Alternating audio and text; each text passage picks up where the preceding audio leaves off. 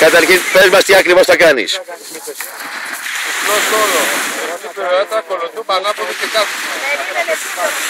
Τραβάω βίντεο εγώ. Θα μπορέσεις να με πάρεις όμως γιατί είμαι γρήγορο. Εντάξει, δεν ξέρω. Θα προσπαθήσω η κάμερα να είναι γρήγορη. Έτοιμοι? Ναι, ναι. Πείτε μου το πάμε. Πάμε.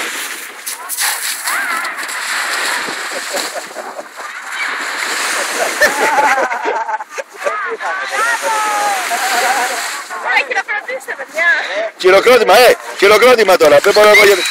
Μπράβο, μπράβο.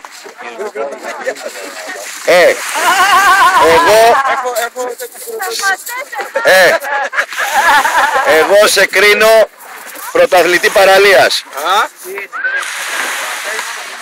Βγάλε τώρα και το κατακόρυφο ανάποδο.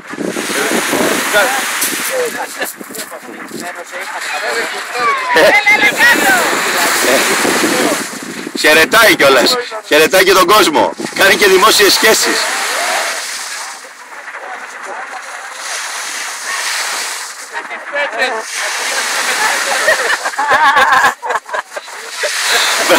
Αυτό ήταν καλό, πολύ καλό, μπράβο.